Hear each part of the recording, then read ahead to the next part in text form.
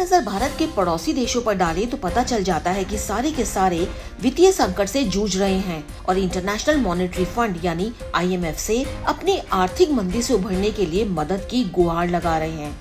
इन सब के बीच भारत ने अपनी मजबूत, विवेकशील, दूरदर्शी विदेश नीति के साथ अर्थव्यवस्था में सुधार संबंधी नीतियों के चलते वर्ष 2022-23 में न केवल अर्थव्यवस्था को रफ्तार दी बल्कि अर्थव्यवस्था के विश्व ग्राफ में यूके को पीछे छोड़ते हुए 7वें नंबर से 5वें नंबर तक पहुंच गया। एक्सपर्ट का मानना है कि कोरोना काल और उसके बाद भी सरकार की ओर से लिए गए कड़े लेकिन विवेकशील फैसलों का ही नतीजा है कि इतनी जनसंख्या होने के बावजूद हमें अपनी अर्थव्यवस्था को संभालने के लिए किसी के पास कटोरा लेकर जाने की जरूरत नहीं पड़ी, जैसा कि इस समय हमारे पड़ोसी देश कर रहे हैं।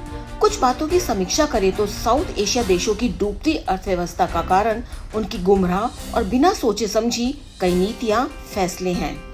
कोरोना काल और उसके बाद भी पाकिस्तान में इमरान खान ने गिरती अर्थव्यवस्था को ताक में रखकर जनता की वाहवाही लूटने के लिए विश्व भर में बढ़ रहे पेट्रोल के दाम को पाकिस्तान में घटा दिया।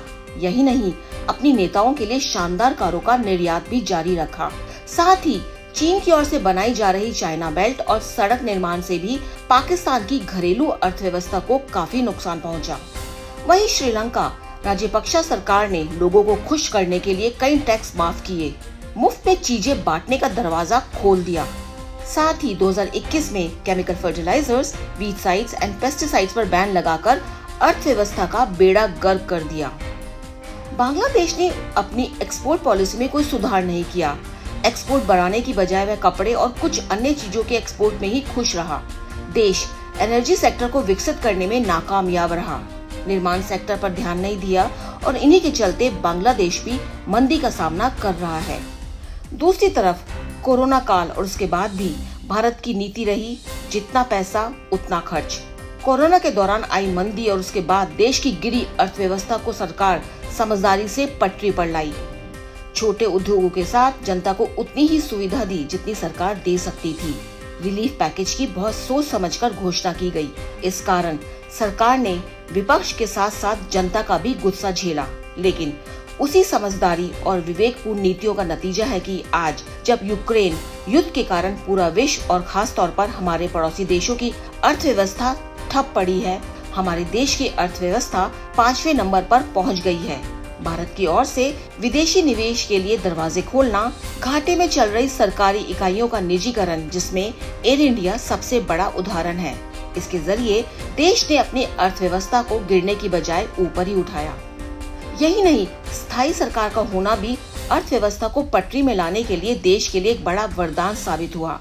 जहां पड़ोसी देशों की सरकारें अर्थव्यवस्था को संभालने की बजाय कुर्सी बचाने की जद्दोजहद में लगी रही, वहीं भारत की स्थायी सरकार ने हर वो कदम उठाए जो उसकी अर्थव्यवस्था को स्थिर रखने और आगे बढ़ने में सहायक हो। देश की दूरदर्शी नीतियों का ही नतीजा है कि आज जब यूक्रेन रशिया युद्ध के चलते लगभग पूरा विश्व मंदी के दौर से गुजर रहा है, भारत की अर्थव्यवस्था तेजी से आगे बढ़ रही है। सुषमा रामचंद्रन, आई ऑफ ट्रुथ। हमारे चैनल आई ऑफ ट्रुथ को सब्सक्राइब कीजिए YouTube पर, इसे फॉलो कीजिए Facebook पर, Instagram पर, Twitter पर और कू पर। हमारे चैनल के बारे में फीडबैक देने के लिए हमें मेल कीजिए ioftruth.6@gmail.com पर।